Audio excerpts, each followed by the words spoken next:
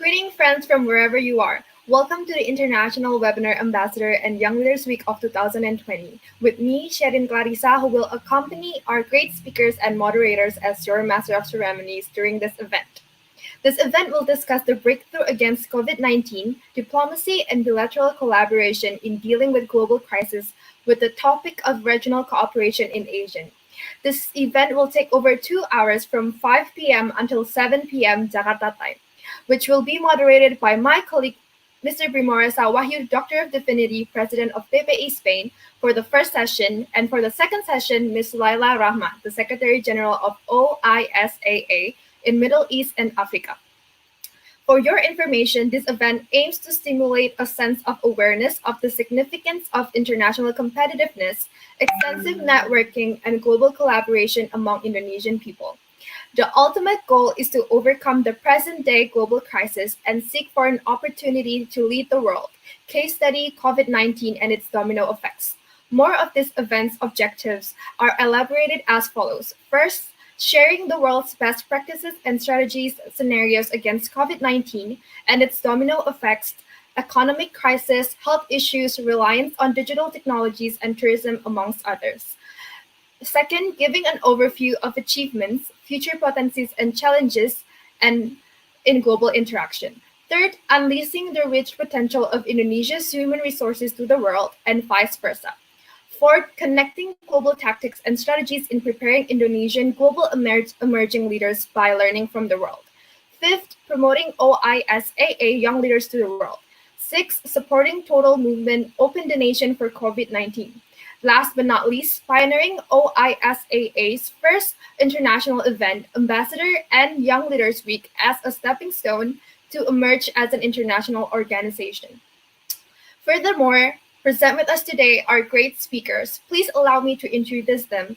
First one, His Excellency Mr. I Gede Ngurah Swajaya, Ambassador of the Republic of Indonesia to the Republic of Singapore. Second, His Excellency Mr. Sujatmiko, Ambassador Extraordinary and Plenipotentiary of the Republic Indonesia to Brunei Darussalam.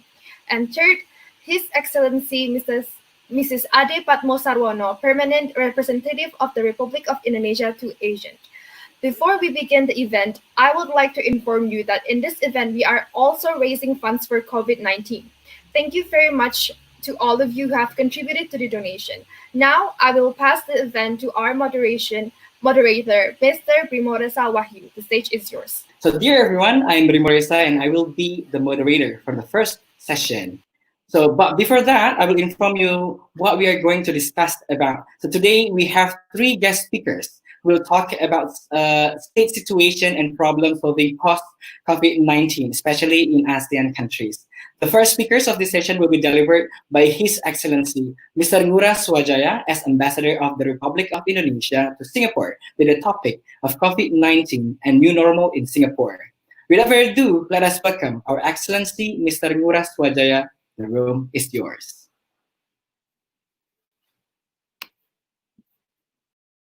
All right, dear everybody, I think we have some technicalities error in the system, but okay. So,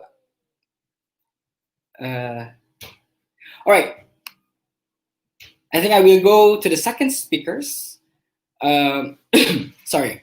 So the second speaker of this session will be delivered by His Excellency Mr. Dr. Sujatmiko as Ambassador of the Republic of Indonesia to Brunei Darussalam with the topic of Brunei Darussalam's response to COVID-19. So without further ado, let us welcome our Excellency Mr. Dr. Sujatmiko. The room is yours. Thank you, everybody. Can you hear me, everybody? Okay, great. Good evening, good afternoon, good morning, maybe some other word, good night, because I suppose that everybody in the world is watching us. So let me first extend our thanks and appreciations for inviting me to join this webinar. And secondly, I would like to congratulate PPI or Overseas Indonesian Student Associations for organizing this great seminar, which is the topics which is very current now. My presentation will briefly as follows. First, I would like to explain the facts and figures. Second, the steps taken by the government of Brunei Darussalam in tackling this pandemic. Third, what is the impacts of this pandemic to Brunei Darussalam, especially on economic and social issues, including the impacts of this pandemic to our bilateral relations. And the fourth is I'm going to present very briefly what is the key success of Brunei Darussalam in containing this pandemic. And finally, I'm going to explain very briefly the mitigation efforts conducted by the Embassy of Indonesia in Brunei Darussalam. First, let me begin with the facts. Brunei Darussalam facing this issue more lately as compared to neighboring countries such as Singapore. First cases in Brunei was in the 9th of March 2020 with cases imported from Malaysia, especially those who are joining the Tabligh Akbar in Kuala Lumpur. And then until at the moment, Brunei is one of the ASEAN countries where very small positive cases. In Brunei, there are only 141 confirmed cases with 3 casualties, and the rest are already recovered. So this is really a positive development.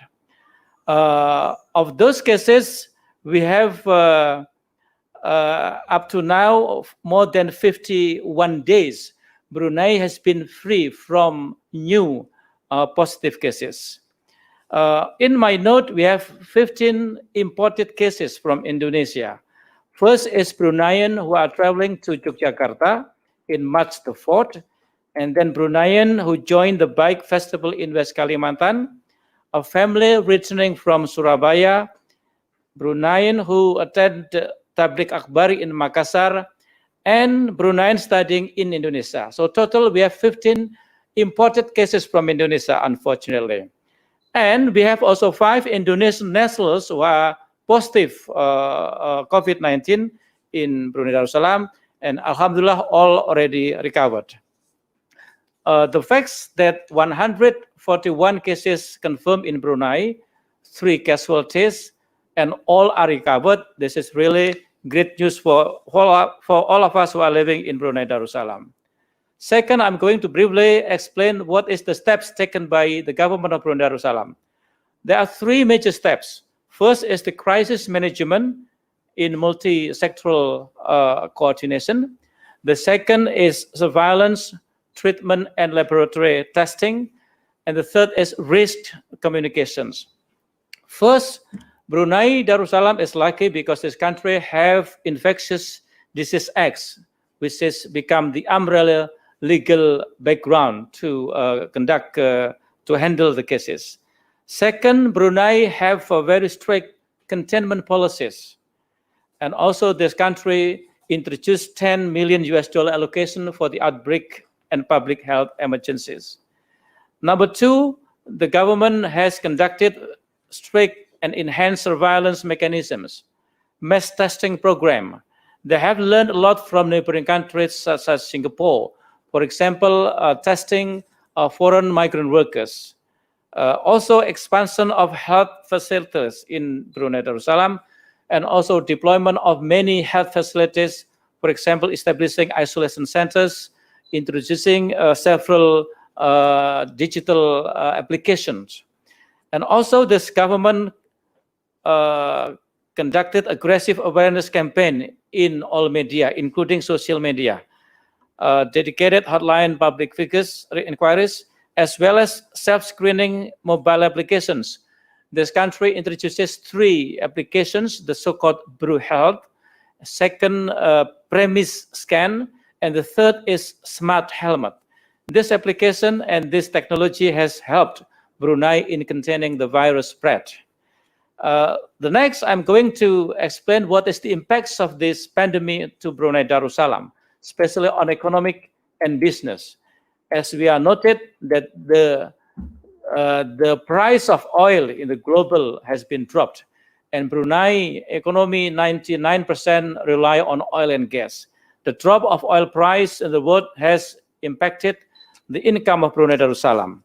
And of course, this also further impact the growth of the GDP of this country, which is projected to growth 1.3% this year as compared to the last year, 3.9%.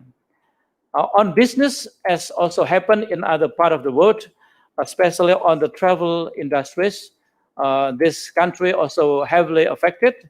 But as a result, this country introduces 450 million Brunei dollar for stimulus package to help the economy of Brunei Darussalam.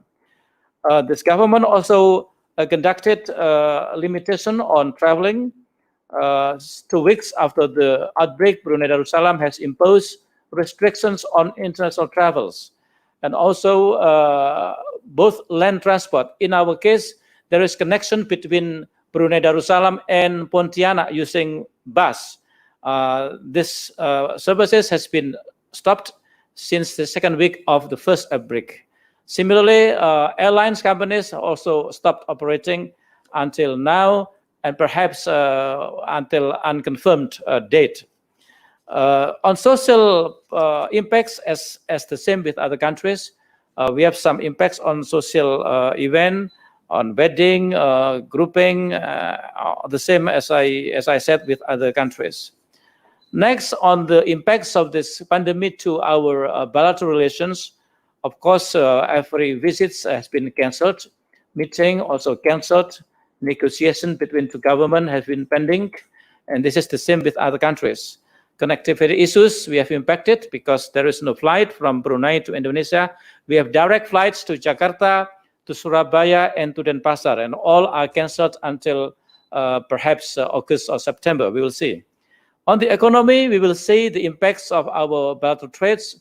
Of course, we are not hoping, but perhaps the trade of both countries might be decreasing. Then I'm going to explain to you what is the key success of Brunei in handling this pandemic. I see that the first is on the closure of the public facility is first. Only 2 weeks after we know the positive COVID, Brunei has closed a public facility, mosque, wedding facility, conference facility, all are closed. Brunei also have partial lockdown, as I said before, with the neighboring countries. Third, we see that the Bruneian people is having high discipline. If they said, please don't go to the mosque, they do not need to discuss for too long. They follow the rules. Also, very importantly, they have a very united position. All stakeholders in Brunei are very united in dealing with this issue. As I said before, this country also introduced a smart application. Another thing that I would like to explain is why this country is relatively small in terms of casualties and positive confirmed cases. First, this country, as we know, have a very centralized government. Therefore, all decision is made central.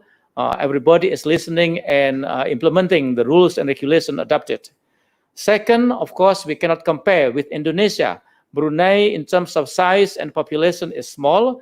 Population is less than 500,000 as compared to our population, which is more than 267 million people. In terms of size, of course, Brunei is small, therefore easy to manage, and also not very far between one province and the other province.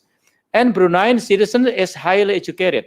As we can see from the Human Development Index in 2019, Brunei ranks 43 or 43rd as compared to Indonesia, which ranked 111.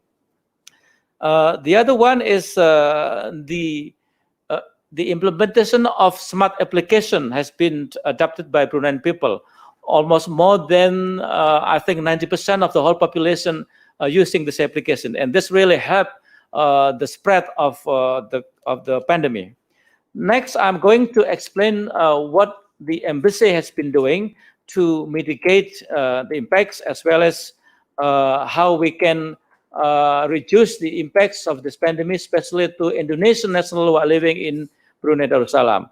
I need to explain to you that in Brunei, Indonesian nationals are the first largest Indonesian national living in Brunei. We have around 30,000 registered Indonesian. If we include those who are registered, we have more than 50,000 people.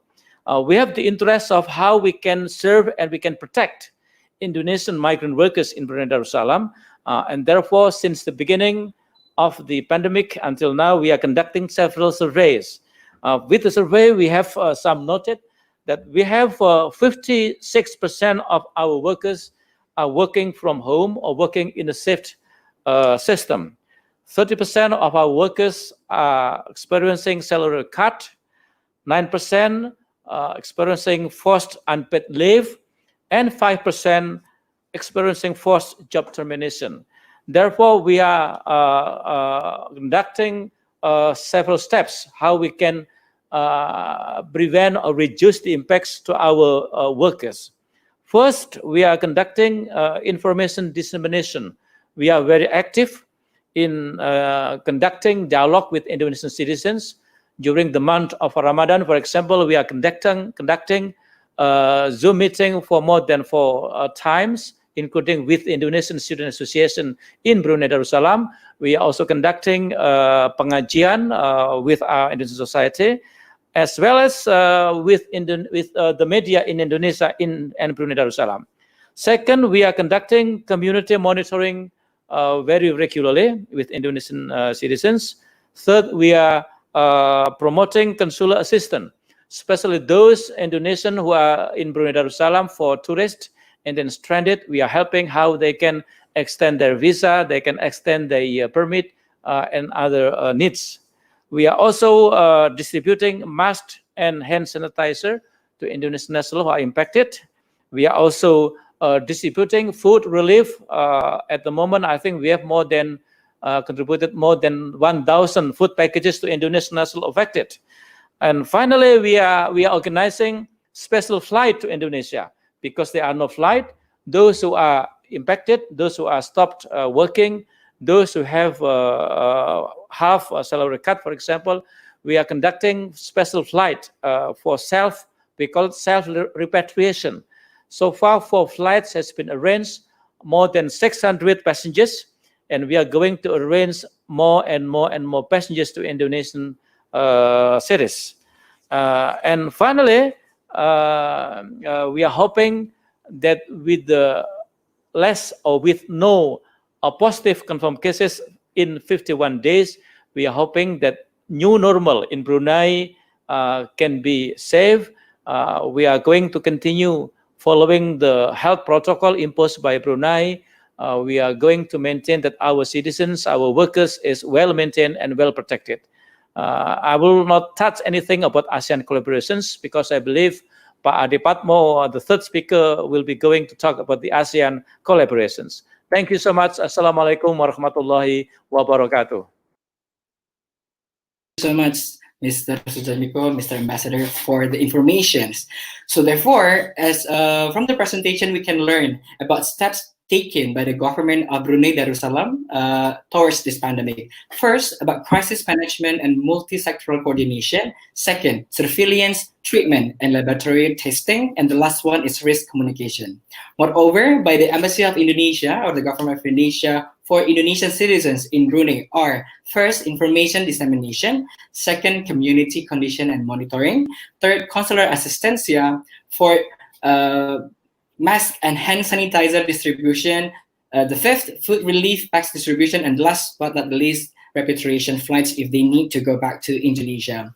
Thank you so much, Mr. Ambassador Dr. Sujatmiko. And the second speakers of this session will be delivered by His Excellency, Mr. Ngurah Swajaya, as Ambassador of the Republic of Indonesia to Singapore, with the topic of COVID-19 and the new normal in Singapore. Without further ado, let us welcome our Excellency, Mr. Ngurah Swajaya. The room is yours. Thank you very much. Good afternoon to you all. Now, can you hear me now? Okay, great. Thank you very much. Let me thank the PPI Dunia, Overseas Indonesian Student Associations, for organizing this initiative, as well as for inviting some of us to share with you on what are the latest situations in the issue of COVID pandemic. Before I start my presentation, let me just highlight three main points. First, this crisis is unprecedented. And because this crisis is unprecedented, then all countries all over the world are really affected very badly because nobody are well prepared. But of course, some countries are better in terms of emergency response, but certainly there's no room for complacency. So I think this is what we need to understand. Number two, this pandemic is really followed by a crisis, which is an economic crisis. The IMF described the crisis as a crisis that, like never before. So all of the countries are predicted to be in the negative territory in terms of the economic growth. They will have a minus economic growth. And hopefully, there are some expectations that if we are handling the COVID-19 crisis good in terms of how we handle the situation, then there are some expectation that next year the economy is rebound. But of course, provided to the situation on how we are going to handle the crisis. The third point I would like to highlight here is about the geopolitical situation, which is not really very conducive for the international community to address this situation. We know that we do not have a very strong global leadership.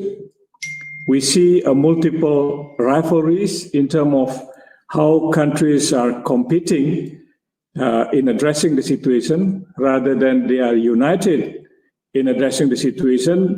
They are not really united, and therefore the world, the international community to address the situation is not going to be as good as the previous two crises, as we know, the 1998 economic crisis and also the 2008 financial crisis, where we saw a strong solidarity among all of the international leadership. We saw leadership that are playing very important roles to make the economy rebound quite, faster than expected. So this certainly require all of us, including also our friends, the students, not to understand the situation, but also how you will be able to contribute in addressing this particular situation. Now to the COVID pandemic in Singapore. The first slide. I think when the first time this COVID pandemic was detected, late January 2020, most of the countries in the region, there is no report that there was cases. I think Singapore was the first, and this was mainly caused by the imported cases because of the Chinese tourists, especially those tourists coming from Wuhan, China. And in terms of the total number of the cases in Singapore, of course, majorities are now dominated by migrant workers. Basically, they are coming from South Asian countries. And although we have huge majority of the huge number of migrant workers in Singapore, but the cases involving the Indonesian migrant workers was very low, very small. Up to now, I think there are around 661 total cases of COVID-19 in Singapore. They are reported about 5,650 active cases, meaning that they are still being treated. Some of them are not having a complication in terms of the clinical situations. So they were just isolated in the isolation facilities, which is not a hospital, because they would like to use hospital for treating all of those that needed medical attention. And they don't want also to overflood the hospital beds with patients that can be isolated in a non-hospital facility in Singapore. We also have 53 reported cases among Indonesians. Majority of them are imported cases. They came from mainly from Indonesia, from Jakarta. But then we are very glad that out of those 4 cases, 53 cases, we still have until now 4 active cases. But unfortunately, we also have 2 fatalities. In the past 3 months, until the day before yesterday, we did not have any Indonesians affected by COVID-19. But unfortunately, the day before yesterday, we received a report that 1 Indonesian infected by COVID-19 because of the one who worked at the migrant workers facilities got also the virus, and then it is infected the Indonesian who are working in that household. So when we are talking about Singapore government reaction to the COVID-19 pandemic, the next slide, we will see that immediately the government established what they call as a multi-ministry task force, consisting of many different institutions and ministries. But then the co-chair of this task force is the Minister of Development Cooperation and also the Minister of Health. And there are also some other agencies which is not which is not the ministries who are involved in this multi-ministry task force. So the multi-ministry task force strategy is national whole of government response to the COVID-19 outbreak from the beginning. What they do is they really do the coordination on the coordinated response to protect Singaporeans. And also they are trying to raise the awareness of all of the Singaporeans on the need to prevent the further infection of this virus. And they are also working with the international community in also addressing the issue of making sure that there are a continuous supply of goods and products. They are making sure as well that there are connectivity which is supporting the supply of goods, especially to Singapore.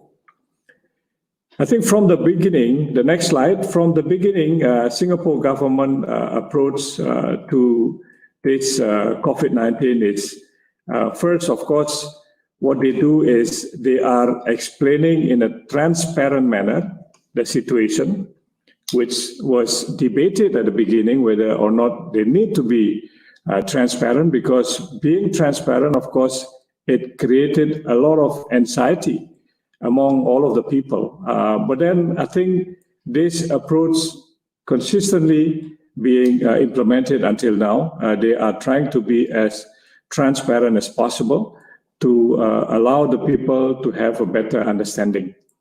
The other strategy that they approach here, they implement here is, of course, the issue of contact tracing.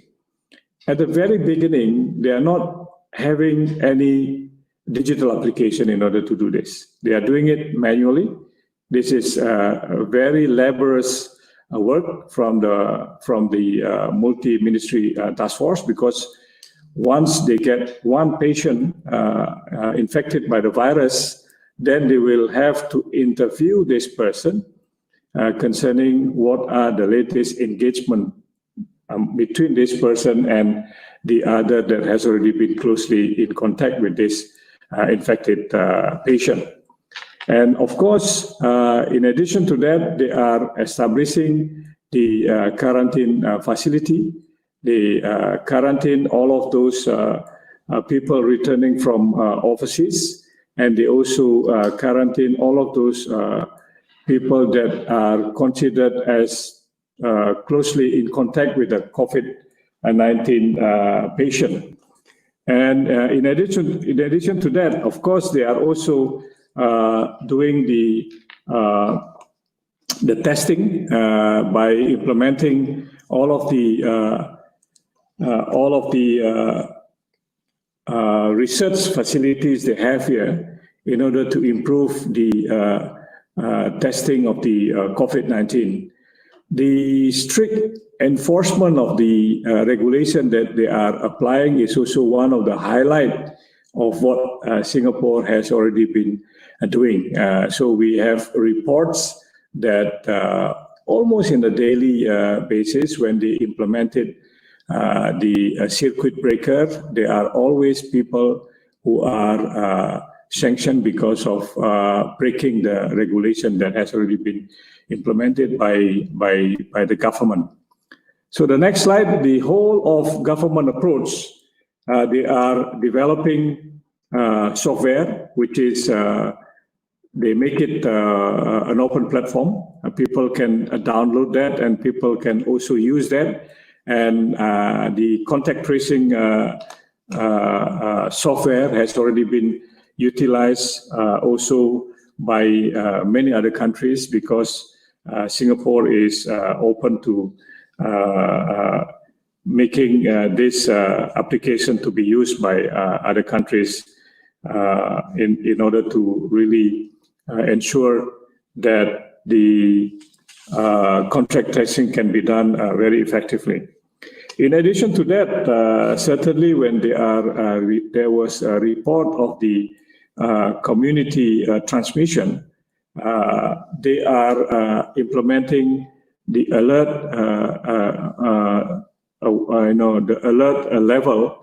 They are raising the alert level into DORSCON Orange. DORSCON Orange is a situation where people will have to be very cautious. This is only one next level. We are moving to the red alert level. Until now, I think DORSCON Orange is still being implemented by the government, and they don't revoke yet this DORSCON Orange. When regarding the to prevent the infection among the community in Singapore, the government implemented what they call as a circuit breaker. This is in fact, circuit breaker is, can we go to the next slide? Circuit breaker is like a semi-lockdown implemented in Singapore. It was started 7th of April. It was expected to be end only for 1 month, but then the government prolonged the circuit breaker. And in this circuit breaker, I think there are rules that need to be obeyed by all of the Singaporeans as well as those who live in Singapore. At the same time, when they are receiving the Singaporean returnees from overseas, they are implementing the quarantine that is an obligation for all returning Singaporeans to be quarantined for 40 days. And this is enforced very strongly by the authorities. So every violation of all of those requirements, there will be fines by the government, and the fines, the minimal fines will be around 300 Singapore dollars up to 1,000 Singapore dollars. So this circuit breaker is strictly enforced. It prevents people from visiting each other. People are only allowed to stay at home, work at home, and study at home. They can still do some physical activities, but it should only be in the neighborhood. And they are obliged to use masks whenever they go out. And hygiene is also one of the important requirements for them. Facility in order to do that is also widely available. The contact tracing has already been very progressive in trying to implement this circuit breaker. But of course, in the middle of this circuit breaker, then we saw a significant increase of the cases among the migrant workers in Singapore. The reason why migrant workers got a lot of infection here because of their housing facilities, their dormitory facilities, which is cramped facilities. One room can be occupied by more than 10 people. So then, of course, physical distancing is not applied here. And in order to respond to that situations, they are establishing facilities to treat all of those migrant workers, as well as those who are suspected to be closely in contact with the infected patient, to be isolated and also to be tested in order to know whether they are need to be in the designated isolation facilities. To do that, I think Singapore government has to establish a facility within a matter of only 1 or 2 weeks. So this certainly require a lot of collaboration with different sectors as well as stakeholders in Singapore.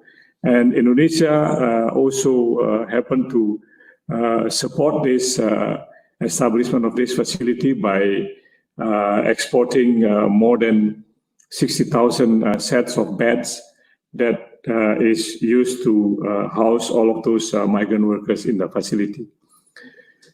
The next slide, when they announced that Singapore is preparing toward a new normal, of course, they are doing it through phases. The first phase is a safe opening.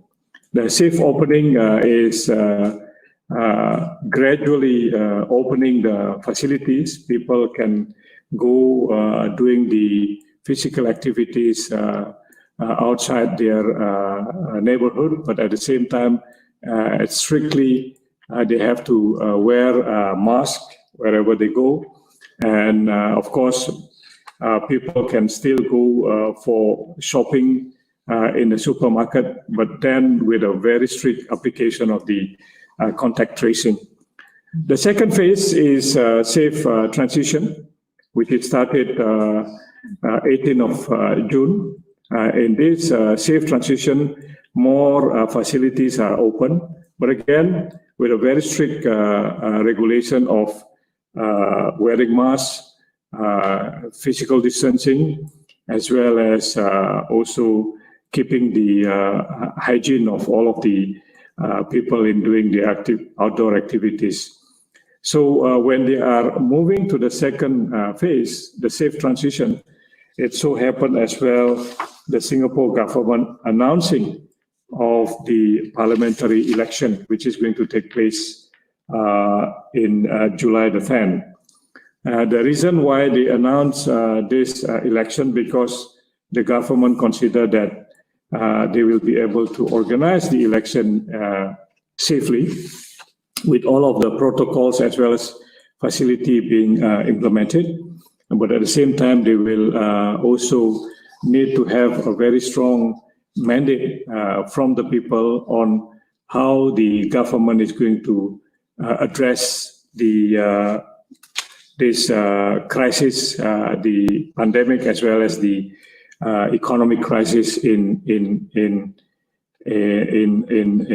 a stronger manner with the new government going to be implemented after the election. So the third phase, we are expecting that this is going to take place perhaps sometime in July. During the election, we are already in the third phase, which is a safe nation phase. But I think what we need to also highlight in this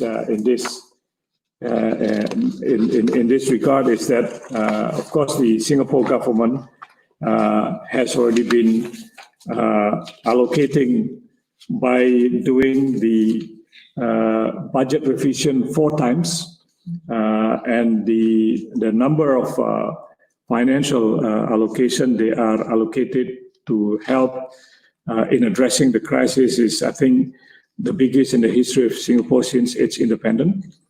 Almost 100 billion Singapore dollars are allocated in order to address the pandemic, as well as to address the economic crisis. And they are also at the same time using the in our case is National Reserve, but what they call here is the past saving up to $52 billion US, which is, I think, almost triple than the amount of money they used for the financial crisis in 2008. So for us at the embassy here, what we are doing is certainly from the beginning of the outbreaks, we are communicating with all of the Indonesian citizens by using all of the social media facilities. And that was, I think, the reason why we have a very relatively very small number of the Indonesians who live in Singapore got infected by the virus, because we update the situation on a daily basis, and we also update the situation whenever there are new development arise, so then to make sure that all of the people are well informed. But at the same time, we are also keeping the embassy open 24/7 if there are emergency situations where people require assistance from the embassy.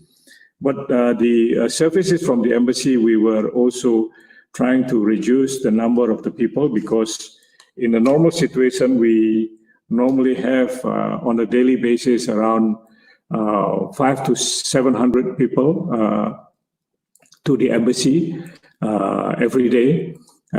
Certainly during the circuit breaker, we are trying to reduce that. And we are opening the facilities based on appointment. And we hope that gradually we will be able to increase the service to the Indonesian community. But of course, we will facilitate basically all of those urgent needs that require assistance from the embassy. At the same time, also, we are not only issuing information through our social media, but also we are engaging our community through activities such as webinar and also online training, because we have around 120,000 migrant workers live in Singapore who are basically working in the household as what we call as the migrant workers, female migrant workers working in Singapore. We do the online training in terms of enhancing their capacity and knowledge based on their needs. So we organize training based on the need requested by our community here. But at the same time, also we are organizing so many different activities, including also during Hari Raya. We are organizing a virtual Halal Bihalal with our community. So then, despite the fact that we cannot meet, physically with all of our community here, but we still are engaging in communications. We are also distributing assistance to the Indonesian community here by distributing masks. And we are now currently distributing a reusable mask to, we hope that we can reach all of the Indonesian community live here in Singapore. But at the same time, we are facilitating the assistance by the government of Singapore to Indonesia central government as well as to the provinces. There are so many donations also extended by a number of institutions, especially here the Temasek foundations, to some of the provinces that has already been badly affected because they don't have enough facility. But so far, I think we see significant progress in Indonesia, despite the cases are still relatively high. But we see progress, and we hope that we are getting better in handling the situation. The way we look at the situation in Indonesia, we should also not only focusing on a certain big cities, but we also have to look at the situation in other provinces. Some of the provinces, they don't even have new cases. I think this is a good development, but in some big cities, we are still have a higher number of cases. Finally, let me close my presentation by sharing the information that certainly after we address the situation, now there are a discussion concerning how to reopen the borders. Negotiations are taking place now. The reopening of the borders are done through bilateral as well as regional arrangement. Ambassador Ade Padmo perhaps will elaborate further on what ASEAN is going to do concerning the travel bubbles or green zone. But at the bilateral level, there are discussion ongoing.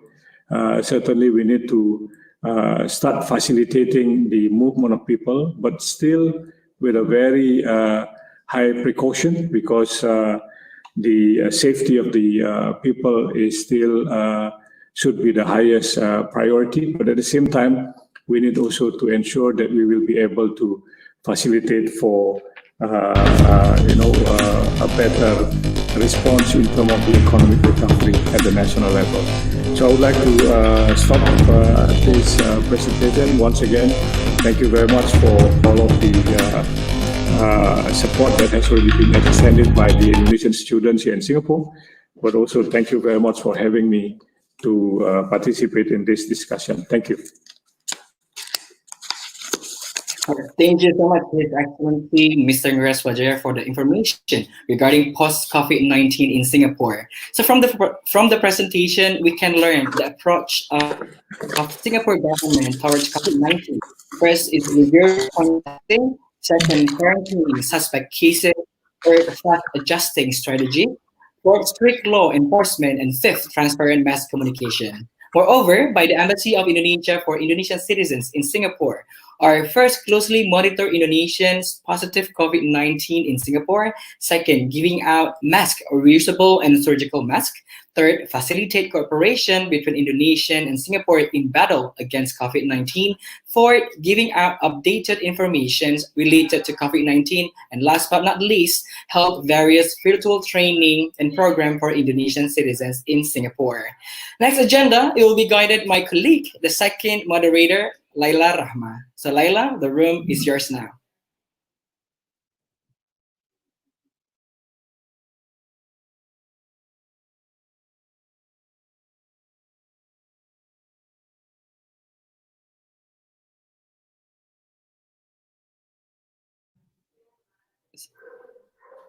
Hello.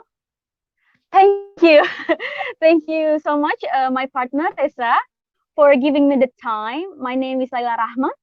I supposed to moderate our second session today with His Excellency Mr. Ade Padmo Sarwono, the permanent representative of Indonesia to ASEAN.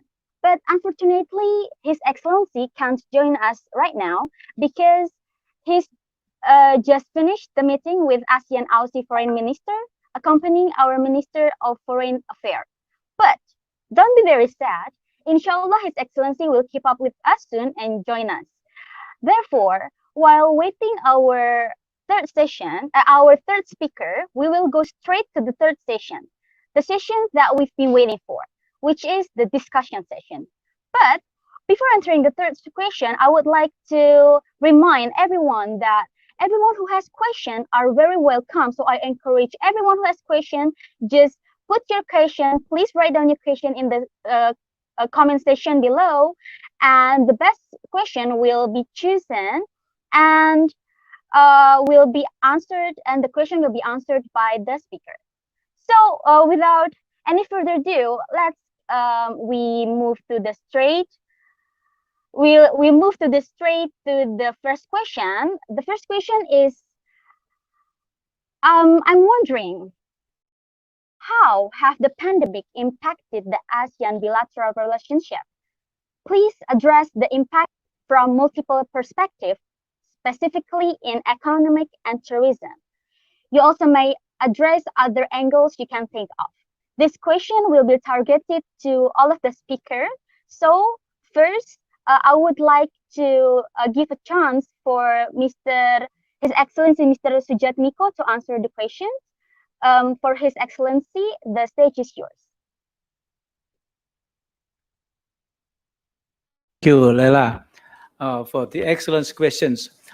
Of course, if we are talking the impacts of the pandemic within ASEAN countries, especially on economic cooperations, I think the data shows that the impacts is great, especially on many issues, on tourism industries, which is, I think all ASEAN member countries are rely on tourism, for example, as one of the source of foreign earning. So I think with the cancellation of flights in many ASEAN countries, of course, the tourism industry suffer very much on this issue. Brunei, for example, there is no more flight except flight bringing goods and services, cargo planes connecting Bandar Sri Begawan and Singapore, Kuala Lumpur, Hong Kong, Manila, and Melbourne. But this is limited only for very urgent needs by the government of Brunei Darussalam. The same thing with Indonesia and with all other ASEAN countries. So I think the impacts on economic lives are really very great. And of course, everybody is discussing now how we are going to enjoy what the so-called new normal. Discussion on how we can open border. In the case of Brunei with Indonesia, we are discussing how we can resume flight from Brunei to Indonesia, for example, because it's very important for transporting the people as well as the goods and services. We are also discussing how we can resume land transport from Brunei to West Kalimantan, to Pontianak, through bus damri, for example. This is also very important. So in terms of economic impacts, I think I might say that we all are heavily impacted. Tourism is one thing. Trading is, of course, the number of goods being transported to Brunei, of course, will be reduced. And similarly with other member ASEAN countries. If we are talking on, for example, investment, everybody is stopping on investment because everybody is adopting weight statutes, for example. I'm discussing with many business people in Brunei Darussalam of our plan how we can increase the number of investment from Brunei to Indonesia, for example. Everybody are saying, well, just wait and see and wait and see. So I think I might say the impacts on economy is really very, very great. And therefore, we have to live together. The term, you like it or not, we have to live together with COVID-19. If we are only protecting people, then our economy will stop. Now, economic growth in all member countries are now reducing. We are hoping that all member countries now looking for a new normal. We are going to discuss how we can resume the flight or the connection or connectivity. We are going to discuss how we can open new border. But I think these things has been discussed. We believe that Pak Ade Patmo is not with us now. But I might, if you don't mind, to mention, for example, that ASEAN has been discussing at the level of senior official level, ministerial level, as well as summit level. As you know, in April, ASEAN Head of Government organized summit for special summit in addressing COVID-19. Recently, on the 26th of June, ASEAN Summit or virtual summit has been conducted with very important issue. For example, they agreed, for example, in order to prevent future pandemic and better mitigate its impacts, they are ready to establish ASEAN regional reserve medical supplies. Secondly, they also agreed to establish a regional pandemic response fund. They also agreed to formulate ASEAN SOP, standard operating procedures for the public health emergencies.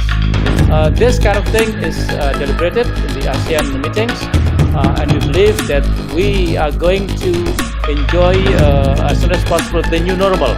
Otherwise, the implication on our economy will be very, very bad. Thank you so much. So I can conclude that the transportation is a very important aspect that can help us recover the economic and tourism of Indonesia and everything all over the world. So I would really like to see the point of view of His Excellency, Mr. I Gede Ngurah Swajaya. For His Excellency, the stage is yours. Thank you. I think I have one question about the comparison on how Indonesia and Singapore has already been addressing this pandemic. Of course, I think we cannot compare the strategy in Indonesia as well as in Singapore, because we are talking about the size of the population, which is much bigger than Indonesia, and also the geographical setting, which is certainly different. But what the similarities between the two countries is, of course, we are implementing strategy of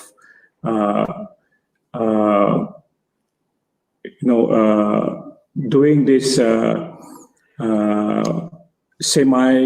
not really a lockdown, but of course trying to limit interaction among people for a certain period of time. I think Singapore is also doing the same thing, but at the same time we are trying to improve the testing capacity, which is now improved significantly in Indonesia. Of course, this is not yet reaching the target.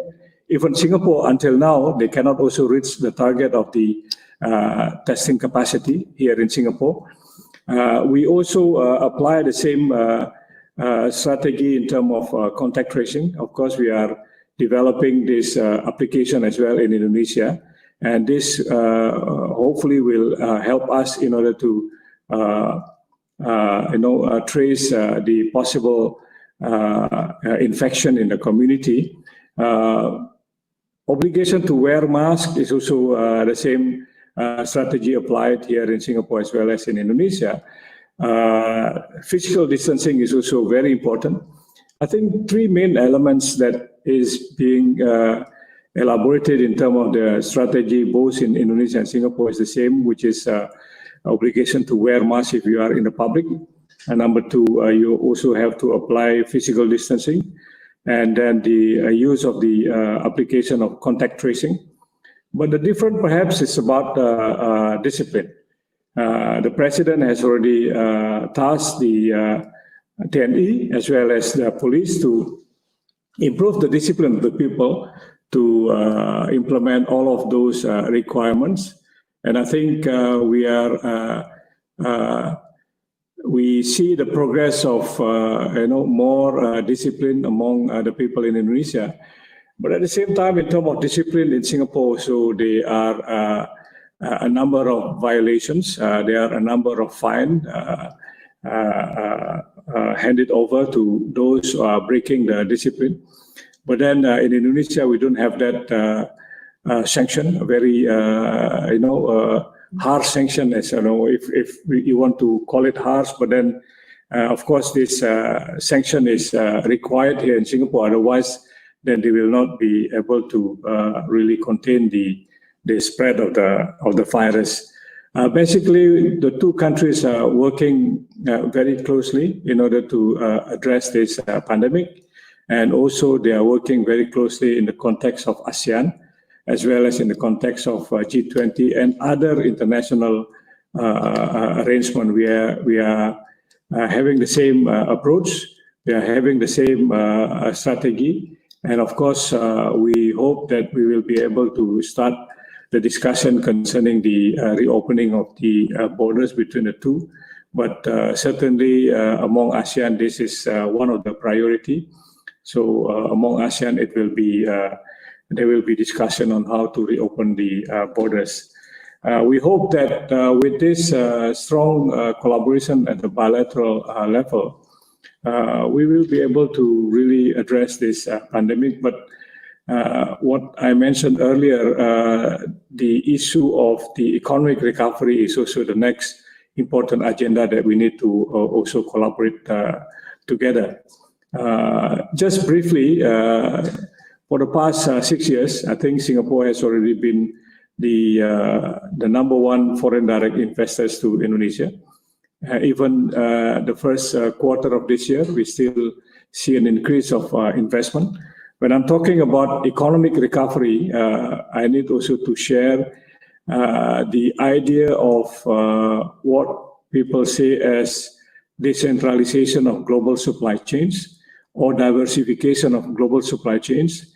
In this regard, we are working very closely with Singapore so that Indonesia could also be one of the most essential global supply chains player in the future.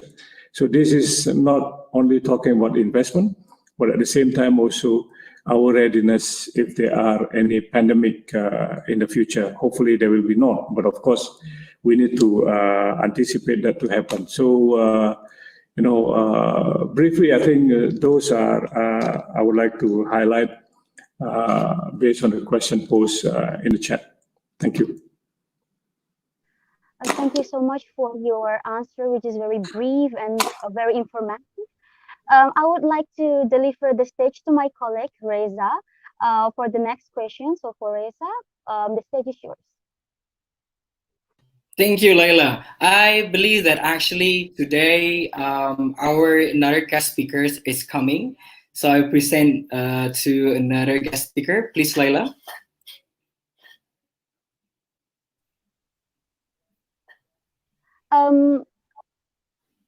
Our speaker is coming.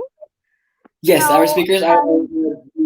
Yes, exactly. So therefore, I would like to invite His Excellency, Mr. Ade Padmo Sarwono, the permanent representative of Indonesia to ASEAN. You welcome to this webinar. So in the previous question, we've already asked one question, and I would really like to know your opinion about how have the pandemic impacted the ASEAN bilateral relationship. Please address the impact from multiple perspectives, specifically in economic and tourism. You may also address other angles you can think of. Oh, okay. Thank you. Thank you very much, moderator. Good afternoon, good evening, good morning, all. And I do apologize for my late coming because traffic, even relaxation, but traffic is quite heavy in Jakarta. Nothing much I have to say because I think Ambassador Ngurah Swajaya and Ambassador Dr. Sujatmiko already mentioned many things on the issue, especially on bilateral relation in ASEAN and how impact in our effort to address the COVID-19. But I just want to add one point on this regard, is that while we addressing about the health issue is still important, and Ambassador Dr. Sujatmiko already mentioned that ASEAN already set up ASEAN Response Fund, medical reserve, and SOP. The other thing, and probably add to Ambassador Ngurah Swajaya mentioned about how to in helping economic recovery. The last week summit, Indonesia proposed the travel corridor for essential essential business, especially to resume the economic relation and economic activity. Unfortunately, we still need to develop what kind of protocol that we are going to have. But this is important to have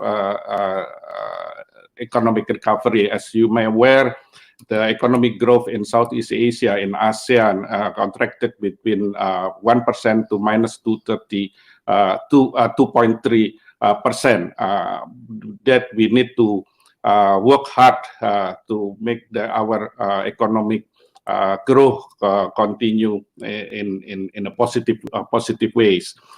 So the travel corridor is one way to address this matter, and we work through ASEAN or also bilateral, because I know Singapore already have discussion with China, Vietnam, also with Japan, some other countries by bilateral arrangement. Now, how we develop within ASEAN first, and then later on we will engage with our other external partners. But we focus especially on within ASEAN to deal this matter.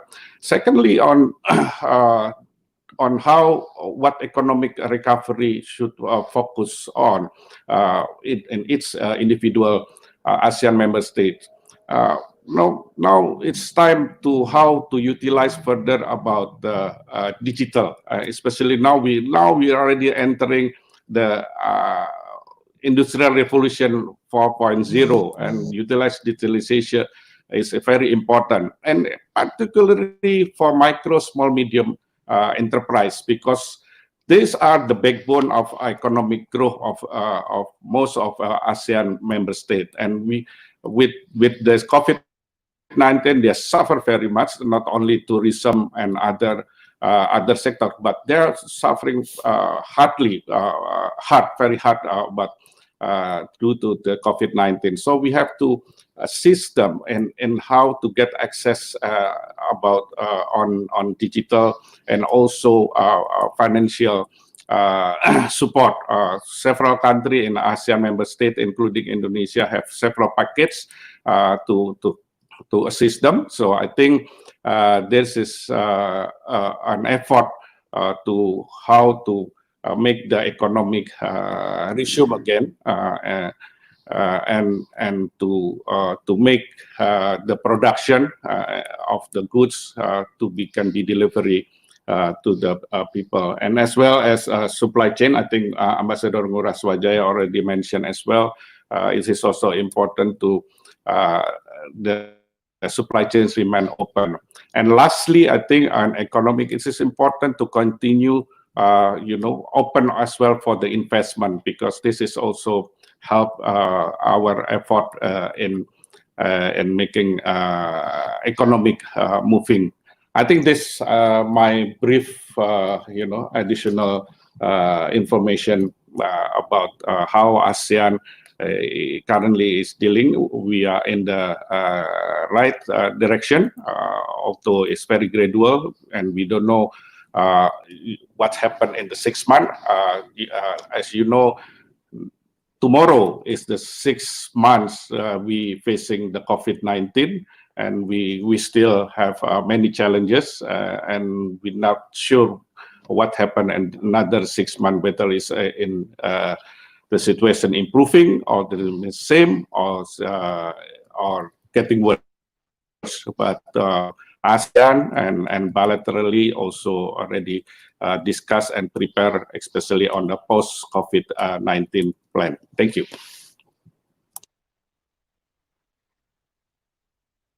Okay. Thank you very much for your answer.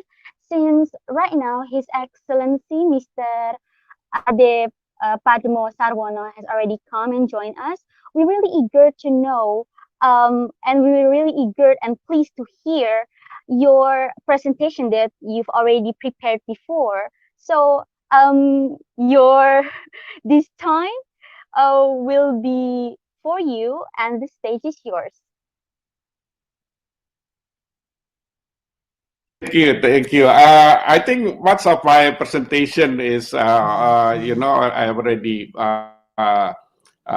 mentioned during to answer some of the question, and I don't want to repeat what had discussed or already been presented by my senior.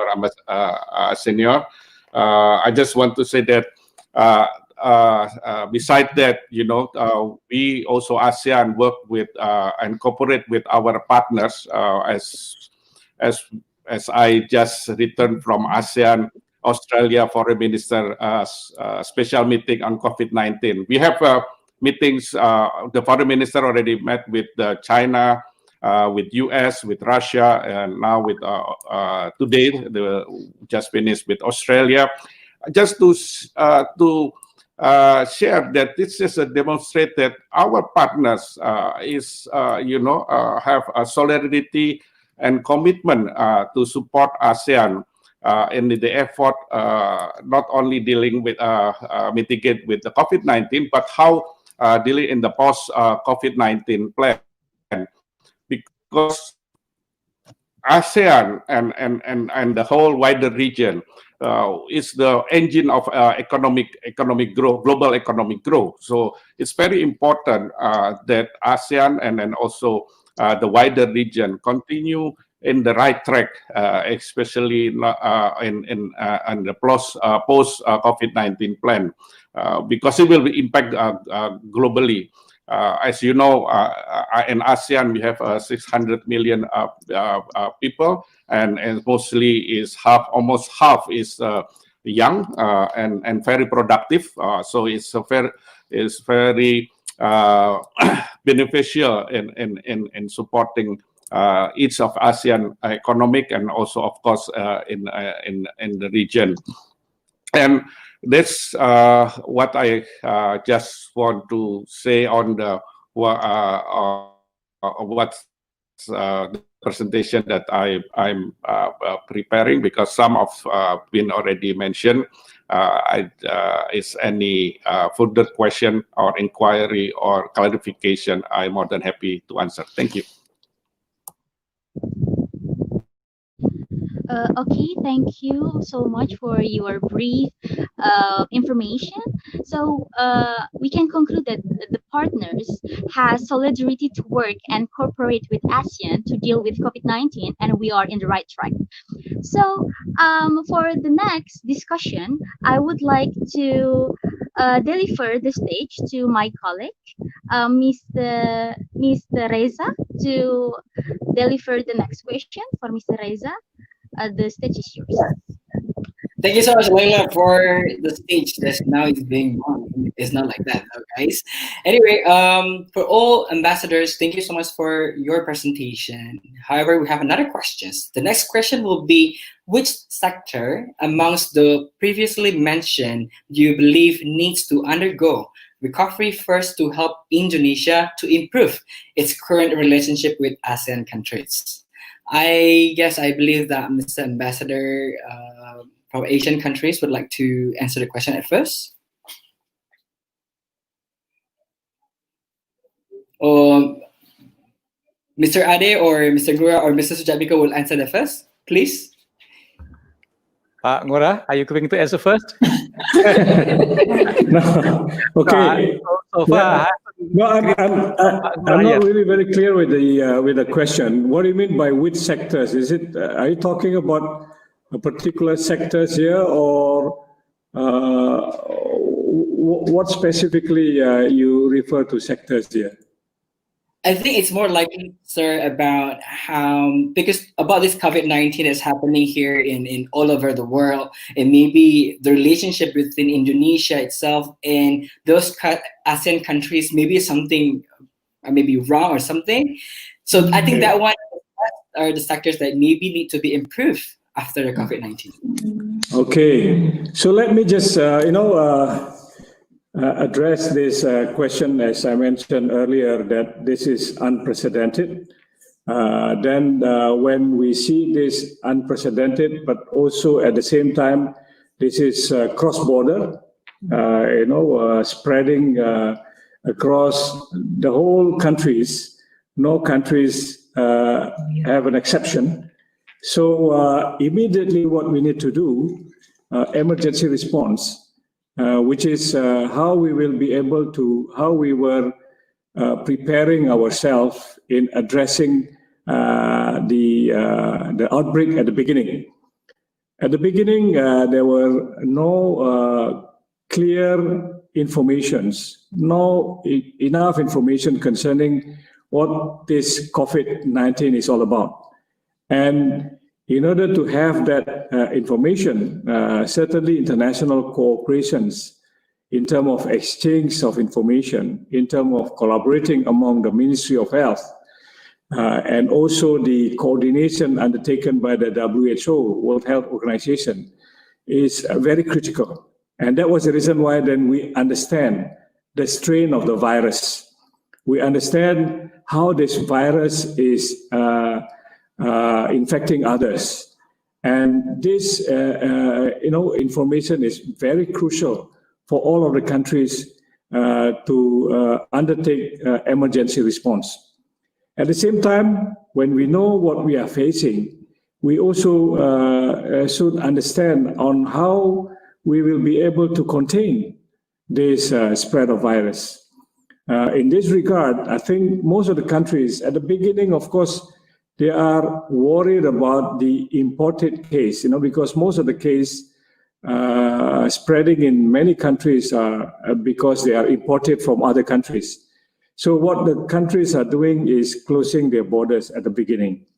So when they close their borders, then there will be another issues arise. For instance, like what Indonesia is doing in the past, starting from early March, when countries are closing borders. So there were an urgent need for us to continue having discussion with so many countries, including also with international organizations, on how to address the situation. But at the same time, we were facilitating the repatriation of Indonesians from overseas. We are, the first priority we did at that time was to make sure in all of the Indonesian embassies, as well as consulate general and consulate, that there are no Indonesians stranded in many countries, because when they are stranded, when the countries are imposing lockdown situations, then this will create humanitarian urgencies for us to address. Thankfully, in terms of the traveler who are short-term travelers, we were able to facilitate the expedient return on all of those Indonesians from many countries. Secondly, we are also facilitating the repatriation of Indonesians working abroad. One example that I would like to share the audience here is that in terms of the Indonesian migrant workers, Indonesian who are working at the cruise ship all over the world, in America and European regions alone, there are more than 200 cruise ships where around 18,000 Indonesians are working. Because the cruise ship is not operational, then we need to repatriate all of those Indonesians back to Indonesia. And this is not easy, because we are talking about a country in a lockdown situation. All flights has already been canceled. So this really take a special effort from all of us in Indonesia, as well as at the Indonesian mission overseas, at the Indonesian embassies overseas, to undertake a very close coordination. Then finally, until now, I think around 90% of all of the Indonesian workers who are working at the cruise ship has already been repatriated. And at the same time, this is not only about repatriation of Indonesians, repatriation, but at the same time, we need to also limit the possibility of infection, imported cases. And based on the statistic, I think we have less than, I think not more than 1% of all of those repatriated brought the virus to Indonesia. This is very important because this will improve the confidence of the Indonesians that they are not too worried about the Indonesian returning from overseas. In addition to the crew of the cruise ship, we are talking about hundreds of thousands of Indonesians that need to be also assisted in terms of the repatriation. Not only repatriation, but some of them are, like Ambassador Sujatmiko mentioned earlier, they are also distributing foods in many countries. They are distributing, medical urgencies to all of the Indonesian situation, and I think this is one of the priority of the Indonesian diplomacy is to take care of the people. But at the same time, we are also communicating with the students because June and July is where the month where many Indonesians are returning, also Indonesian students returning because of the completion of their study overseas. The last point that I would like also to mention here is we, in the past, since March, around 3 or 4 months, we were able to facilitate or to help in developing more than 115 initiatives in terms of addressing the shortage of the medical supplies. And we are not only talking about government-to-government cooperation here, but at the same time, we are also talking about involvement of the private sectors, both in Indonesia as well as in overseas. So we were able to address the need of the PPE, for example, and now we are even having a surplus of the production. Some of them are also exported now, allowed to be exported. But at the same time, we are also trying to help all of the companies producing the PPE to get a certification. So they are WHO approved. Now we are also trying to facilitate in order to make available PCR machine, test kits, ventilators, and so many requirements that we need to address these situations. So all of those we have already been doing in the past few months. And I think what we need to do now in the future is also continue to address the pandemic, but at the same time also we are starting to talk about how to help the national economic recovery.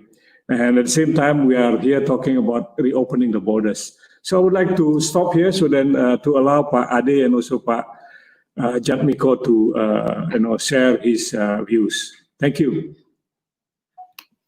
Thank you, Mr. Ngurah. Please. Thank you.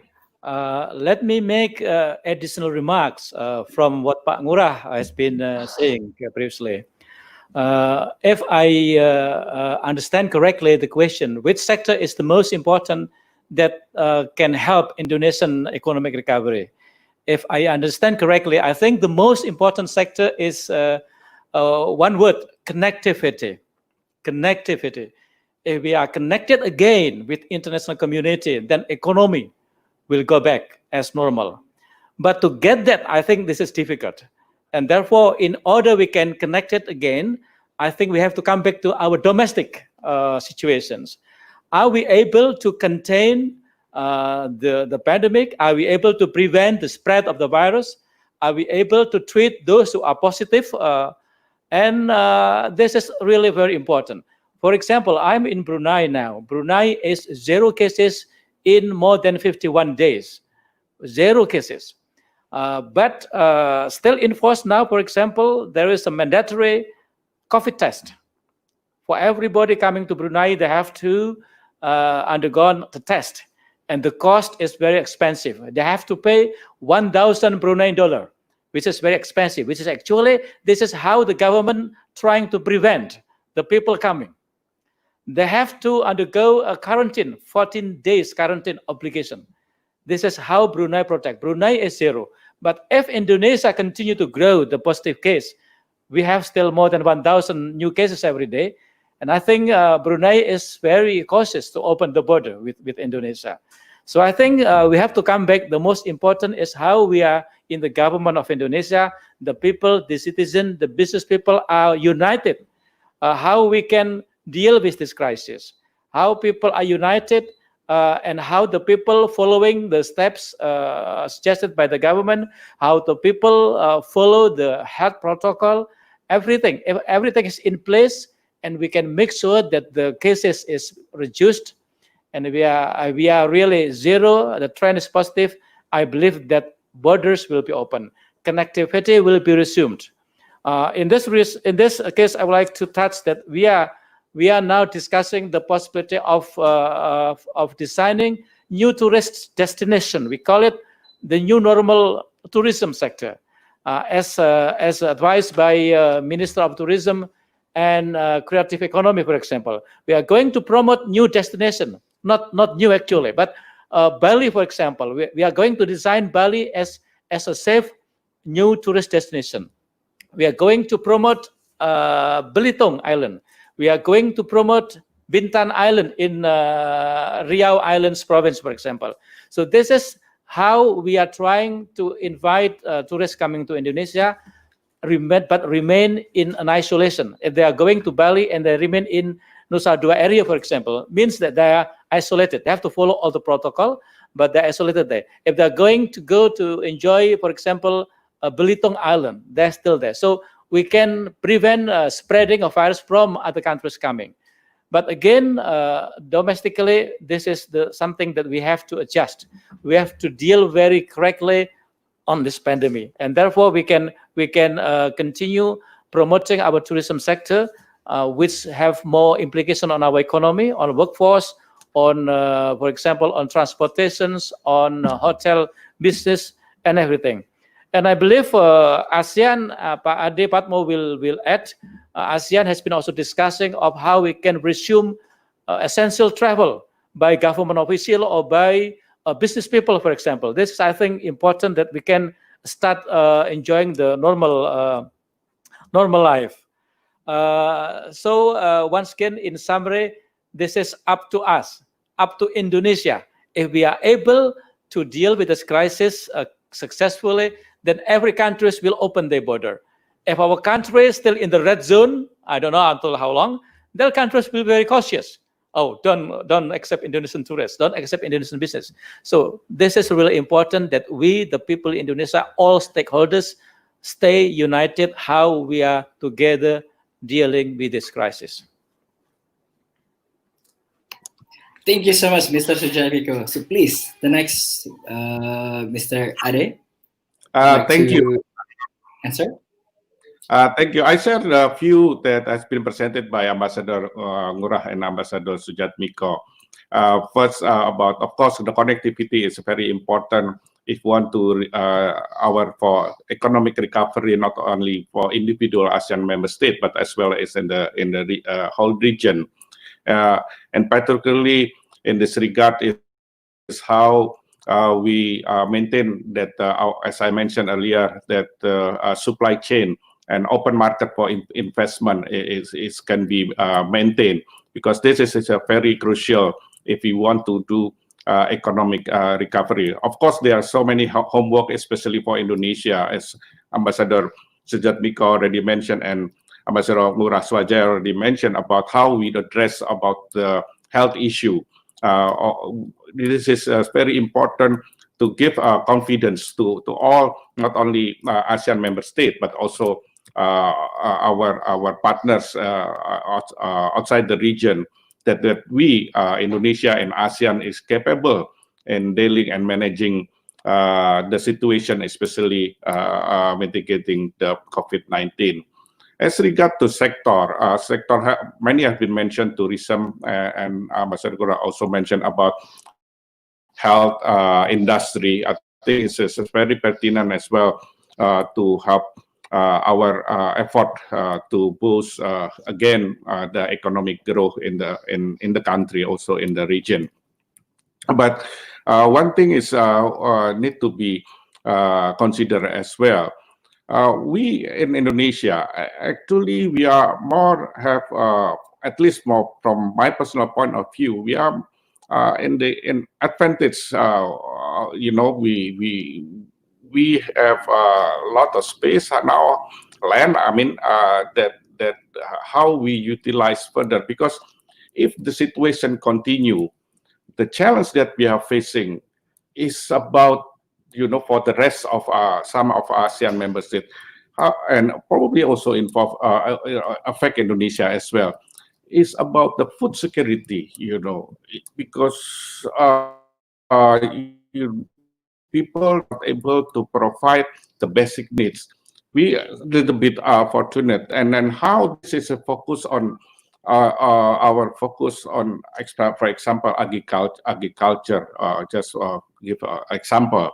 But now, how to think, how to utilize, how we improve our agriculture. As I mentioned earlier, we have in the Industrial Revolution 4.0, and how we utilize this IT technology to help this sector, you know, and this will give confidence to others that there's a need, you know, to continue maintain the supply chain, especially on essential goods. Essential goods is medical, food, and other important production. I think this is very important. And again, digital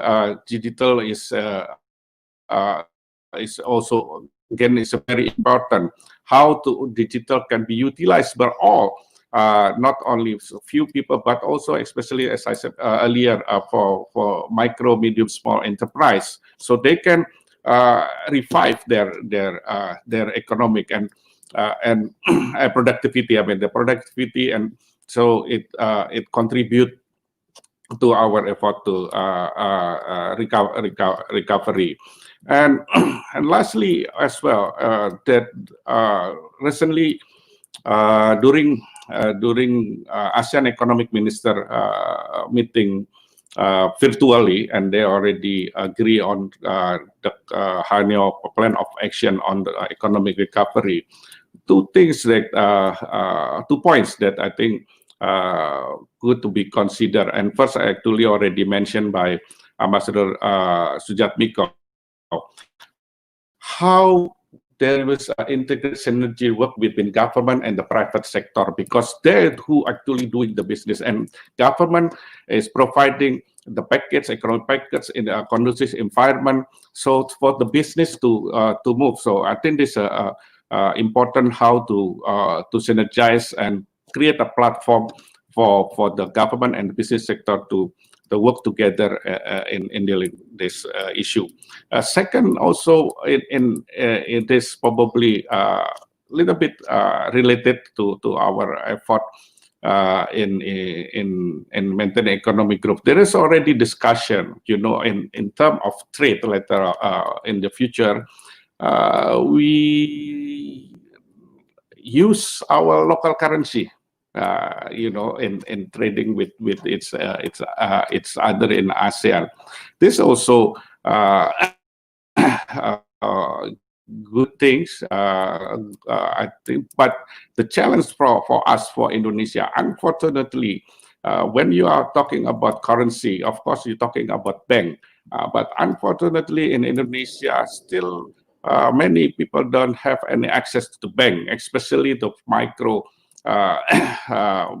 Small business, micro, like you know, street hawkers. So they really don't have you know, access to the bank. Last year, I attended a workshop, and one speaker, I forgot who, even they're afraid to go to the bank. You know, this is a challenge, because when we want to improve our economy, the access of finance is important, but how to get the access, you have to have open a bank account, and now we are being encouraged to cashless. Everything is by card or using apps. But many of our industry, small micro industry, they don't have the access. This is challenge that we are facing. Once they have the access and then they can resume their productivity, and then in return, the production, the goods can be export. So this about talking about supply chain connectivity.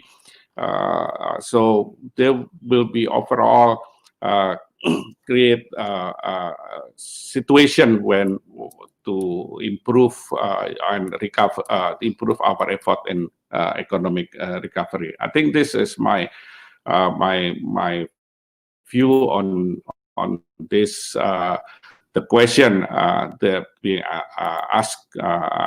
Hopefully, this answer the question that been posed. Thank you. Thank you so much, all ambassadors, for the answers. It's actually indeed answered the question itself. So, but if I might say about this one is that first thing, what we need to do is that Indonesia, the whole citizens, needs to unite, work together to get rid of this pandemic. And then because of that, the curve will go down and all countries can open their borders for Indonesia, especially in ASEAN countries. And by opening the borders, we actually can improve our economy, or recovery our economy, and also through connectivity also, like tourism can be improved with the new normal.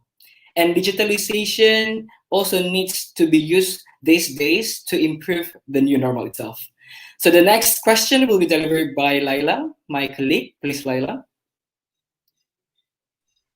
Yeah, thank you, Reza, for the time.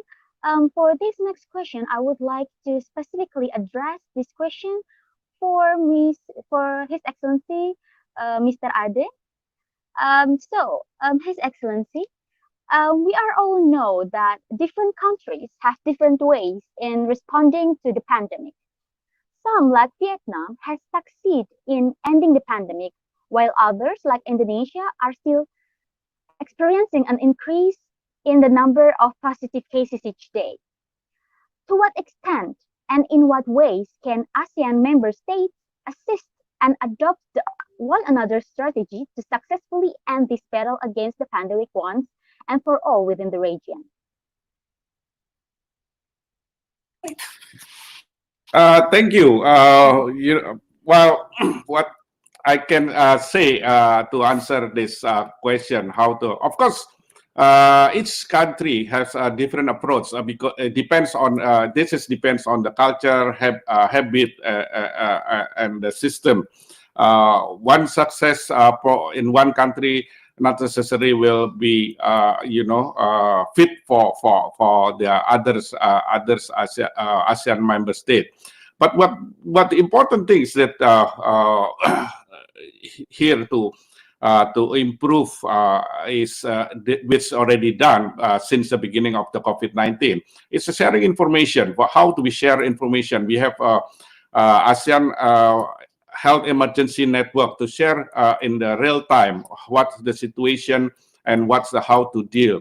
But to adopt it, it's depends on each individual country how to address At least we can have a lesson learned and best practice on this issue.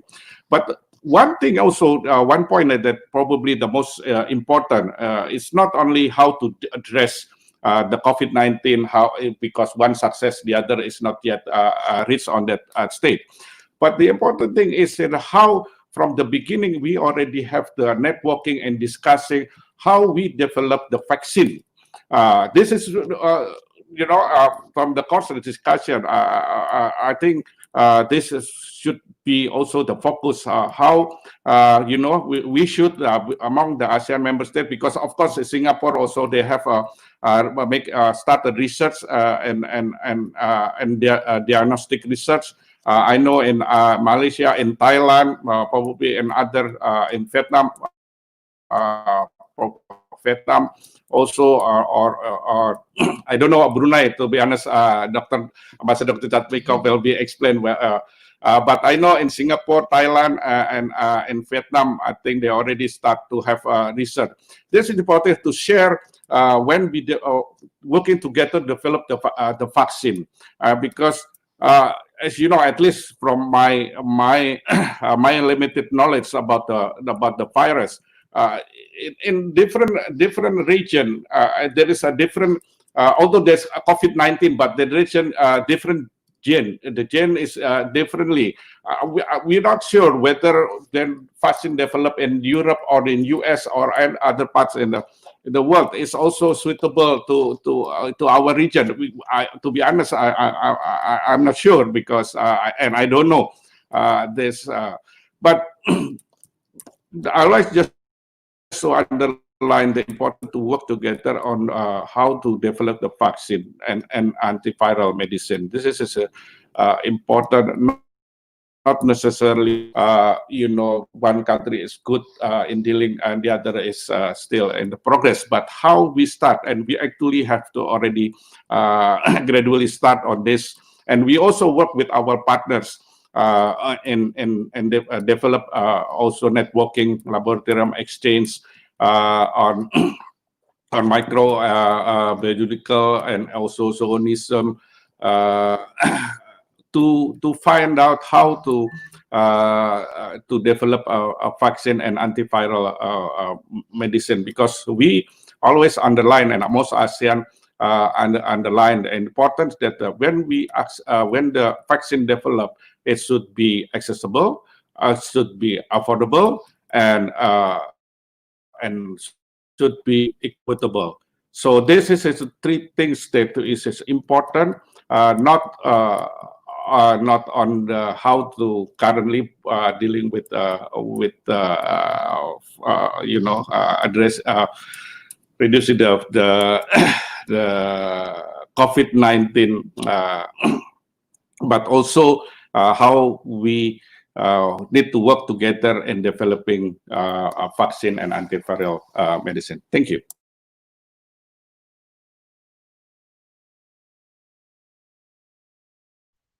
Thank you very much for your brief explanation. So I would like to say that the success of dealing in COVID-19 is depend on culture, habit, and the system itself. So we cannot necessarily say that one country is succeed and another country is succeed, so another country is bad. But actually, they are doing their best.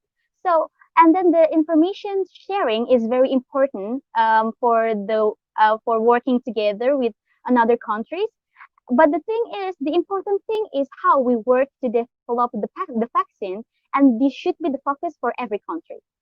Thank you very much for the explanation, and I would like to deliver the next question, the last question of this session to Reza. Please, Reza, the stage is yours. Thank you, Laila. Welcome again, Mr. Ambassador, from me. So today, the last question actually as a moderator. This question actually will goes to Mr. Ambassador Ade. The question is that, reflecting from how Indonesia and other ASEAN member states responded to the pandemic, how should ASEAN countries strategize their partnership to prevent future health and socio-economic crisis? Please, sir. Thank you. Thank you. Very good question. How we going to address the future? So in ASEAN itself, let me talk about ASEAN itself. In ASEAN, we already established what we call ASEAN Coordinating Working Group on Public Health Emergency, which involve not only Ministry of Foreign Affairs, but all other sectors like health, economic, trade, labor, and others. So we discuss internally, coordinate internally within ASEAN. So how we not only dealing with the current crisis, but how we, you know, we already built a foundation for hopefully in the future there is no other public health emergency, but at least we are already prepared on in the future. And secondly, we already also working with as I said in the beginning and with external external partner. All the partner is eager to have a discussion in the expert, especially on the health expert. And at the beginning now, the health expert is how each other sharing information. Again, we learn from each other about the best practice, because different country, different approach, because different situation, different custom, different habit, and so on. But at least we're sharing information, and currently we share, and particularly ASEAN, with the partner +3 with China, ROK, and Japan. We have a mechanism to share information since beginning when the outbreak is emerged. And this mechanism also we thinking that to be developed with others. Other partners in the region. Now with the discussion whether we can put in the broader mechanism under East Asia Summit, because it's comprised of six the other rest three countries like India, Australia, New Zealand, also US. Sorry, 5 US and Russia. We already at least established engagement in public health, and hopefully by the end of this year, during the Asia Summit, Indonesia working with Russia, we already discussing about to have a East Asia leader statement on public health emergency. I forgot the correct the name, but focusing on public health and in the wider region. So this we already established. And secondly, thirdly, on economic, we also working with our partners in post COVID-19 plan. What plan that we have to prepare. And this between between ASEAN and +3, they are already economic trade minister already discussed and come up with several ideas, and now how to to implement this idea in concrete action. What I want to say is that the partners have put much trust and confidence to ASEAN, and they are looking for ASEAN how we address and mitigate of the COVID-19, also the post-COVID-19, and they're willing and eager to help, to support, and to assist ASEAN. Because this will be not only impact ASEAN in the our Southeast Asia region, but will impact the wider region and globally. So we are in the the look for ASEAN. There's now actually the homework for ASEAN how to strengthen and reinforce our work internally, and then we will share with our partners there, because as I said, they're eager to see what ASEAN action, what ASEAN program, and they would like to working together in public health, emergency, and economic, and other issue. Thank you. Thank you so much, Mr. Ambassador, for the answer. Yes, hopefully all this partnership Indonesia with other countries, especially for ASEAN and +3, can help all of us to tackle this pandemic itself. First of all, I would like to apologize for all audience on YouTube that we cannot say your questions because we are running out of time.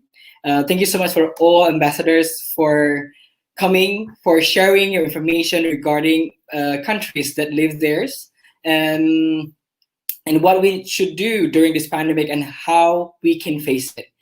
As a moderator, I would like to conclude a message, 2 messages for all audiences. First of all, every single country has their own way to tackle this pandemic. every single country has their own rules and regulations. And what we need to do as Indonesian people that lives in the country, we need to follow the rules and regulations. And the second of all, this is the most important thing. What we need to do, actually keep yourself clean at all times, because clean or be clean can help you to get rid of all viruses, not only of COVID-19. Thank you so much, all ambassadors, for your time, for coming to our session. And thank you so much for audiences for stay tuned on our YouTube. And we would like to apologize for any inconvenience words or acts from our moderators. Now we give back to the rooms to our Master of Ceremony, Sherin Clarissa. The room is yours. Yes, so thank you very much to all of the speakers, moderators, and viewers who were willing to attend from the beginning to the very end of the event. A high appreciation for all organizing committee, our supporting team, and also our media partners. Before I close the event, I would like to inform everyone one last time that we are also raising funds for COVID-19, especially for our medical team who are at the forefront in fighting COVID-19. If you want to donate, please refer to the bank account number and scan the QR code as shown below or on your screen. Thank you very much to all of you who have contributed to the donation. And we would also like to apologize if there are any inconvenience, whether it is purposeful or not. Please don't forget that we still have another event waiting for you guys. See you in our next event. Bye.